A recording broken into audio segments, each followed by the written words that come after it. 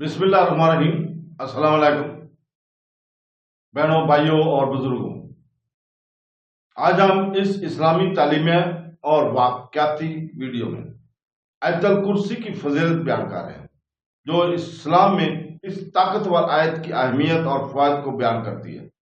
آیت الکرسی کی اہمیت کے بارے میں اور جانیں کہ اسے اپنی روزمرہ کی زندگی میں کیسے شامل کرنا برکت اور تحفظ کا باعث بن سکتا ہے۔ اس بصیرت اور روز ویڈیو کو دیکھ کر اپنے اسلامی علم اور روحانی فہم میں اضافہ کریں اور دوسروں کو بھی شیئر کریں تاکہ وہ بھی اس سے مستفید ہو سکیں۔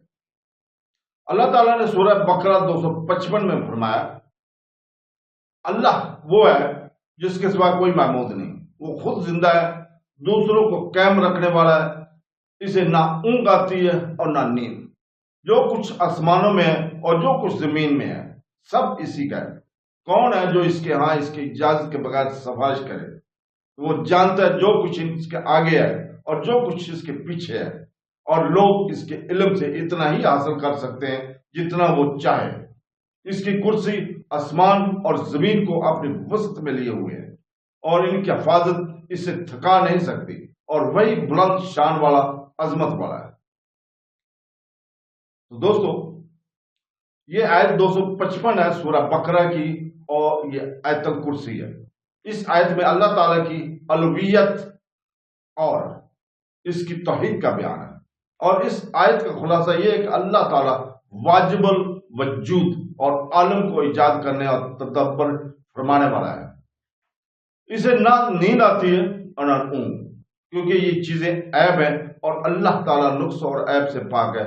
آسمانوں اور زمین میں موجود ہر چیز کا وہی مالک ہے اور ساری کائنات میں اس کا حکم چلتا ہے۔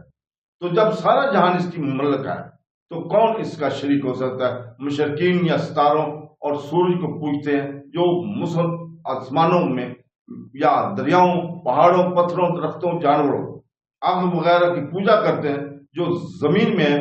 تو جب آسمان اور زمین کی ہر چیز اللہ تعالیٰ کی ملک ہے تو یہ چیزیں کیسے پوجنے کے قابل ہو سکتی ہیں؟ اور مشرکین جو یہ گمان کرتے ہیں کہ بت شفاعت کریں گے تو وہ جان لے کہ کفار کے لیے کوئی شفاعت نہیں۔ اللہ تعالیٰ کے حضور اجازت افغان حضرات کے سوا کوئی شفاعت نہیں کر سکتا، اور اجازت والے حضرات انبیاء کرام علیہ السلام، ملائکہ علیہ السلام، اولیاء رحمۃ اللہ علیہ اور مومنین ہیں۔ اللہ تعالیٰ ہر چیز کا علم رکھتا ہے، خواہ اس کا تعلق لوگوں سے ما قبل کا ہو یا ما بعد کا، امور دنیا کا ہو یا امور آخرت کا۔ اللہ تعالیٰ کے علم سے کسی کو کچھ نہیں مل سکتا جب تک وہ نہ چاہے، اور وہ عطا نہ فرمائے۔ ذاتی علم اسی کا ہے، اور اسی کے دینے سے کسی کو عطائی علم ہو سکتا ہے، جیسا وہ اپنی مشیت سے لوگوں کو اسرار کائنات پر اور انبیاء اور رسول علیہ السلام کو غیب پر مطلع فرماتا ہے۔ اللہ تعالیٰ کی عظمت بے نہایت ہے۔ تنبیہ ہے اس آیت میں الہات کے اعلیٰ مسائل کا بیان ہے۔ جتنا اس میں غور کرتے جائیں اللہ تعالیٰ کی عظمت اور اس کے بارے میں عقائد اتنا ہی واضح ہوتے جائیں گے۔ آیت الکرسی کے فضائل، اس آیت کو آیت الکرسی کہتے ہیں۔ حدیث میں اس کی بہت فضیلتیں بیان کی گئی ہیں، ان میں سے 4 فضائل میں ہم بیان کر رہے ہیں۔ نمبر 1، آیت الکرسی قرآن مجید کی سب سے عظیم آیت ہے۔